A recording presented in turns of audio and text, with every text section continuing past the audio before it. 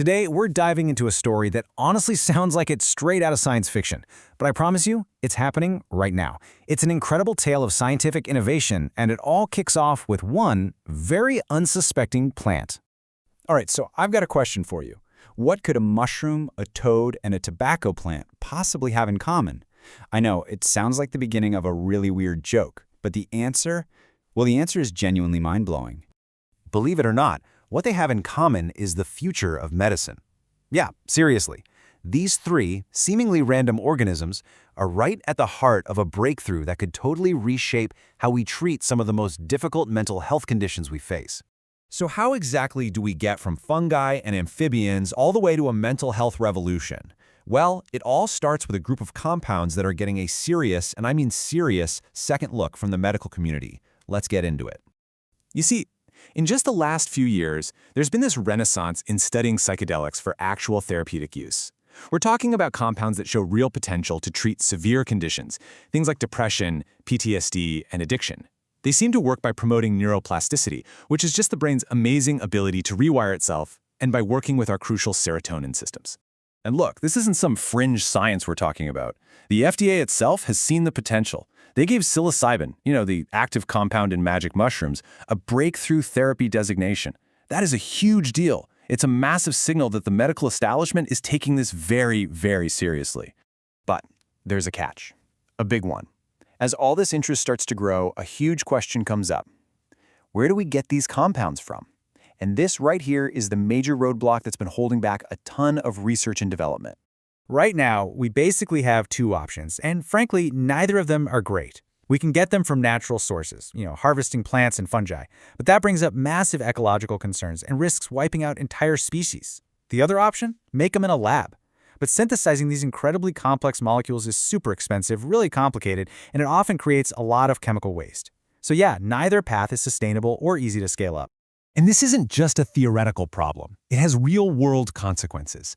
Just look at the Sonoran desert toad. The demand for the psychoactive compound it makes has put the species under immense pressure from poaching and overcollection, not to mention all the habitat loss it's already facing.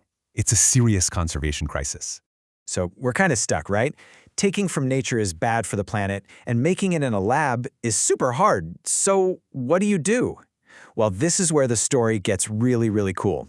Scientists decided to just combine nature's powers in a way no one ever had before. I absolutely love this quote from one of the articles, because it just nails the idea perfectly. They combine the genetic powers of all these different organisms into one single plant, like a trippier Captain Planet. It's just a fantastic way to picture what they accomplished. Okay, so let's break down this wild bio recipe. The researchers basically took the genetic instructions for making psilocybin from fungi. Then they grabbed the genetic pathway for making DMT from other plants, and then they even took the code for other key compounds from the toad.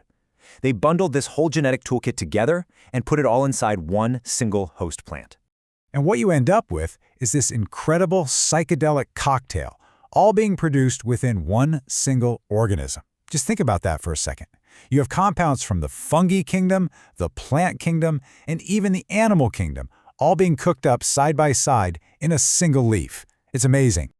So how on earth did they actually pull this off? How do you build this biological factory? Well, it involves a very special plant and a really clever piece of biotechnology. The host plant they picked was a type of tobacco plant. Now, why tobacco? Because it's basically the lab rat of the plant world. It grows super fast and its genetics are really easy to play around with, which makes it the perfect vehicle or chassis for this kind of wild experiment. The technique itself is called agroinfiltration. It sounds complicated, but the idea is brilliant. Scientists use bacteria like tiny little delivery trucks. They inject these bacteria into the plant's leaves, and the bacteria temporarily drop off the new genetic instructions. The plant's own cells then read those instructions and start making the psychedelic compounds. The key word there is temporarily. The changes aren't permanent and don't get passed down to the seeds, which neatly avoids a lot of tricky ethical problems. But wait, it gets even better. They didn't just stop there. To really supercharge the whole process, they brought in the big guns, artificial intelligence. They used the AI model AlphaFold 3 to help them redesign a key enzyme to make it as efficient as humanly, or I guess artificially, possible.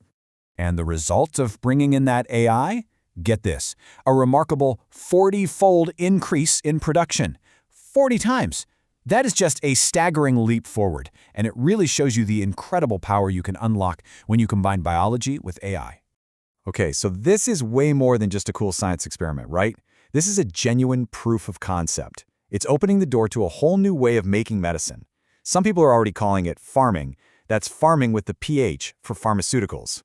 And the researchers themselves put it best. This isn't just about one plant. They've created a versatile platform. In other words, this isn't a one-trick pony. They've built a foundational technology that you can adapt and expand on, paving the way for large-scale production in something as simple as a greenhouse. So let's just step back and think about what this really means for the future. It means we could have sustainable and scalable production of these vital medicines. It's a cruelty-free, ecological alternative to threatening species in the wild. And it's a platform not just for making drugs we already know about, but for discovering entirely new ones.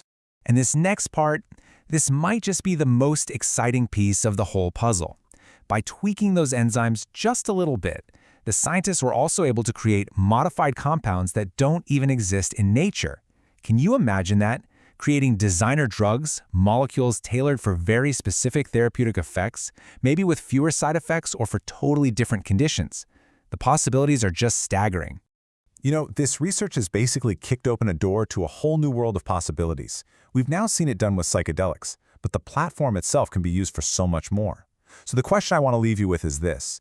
If we can turn a simple plant into a sophisticated factory for almost any complex medicine, what comes next?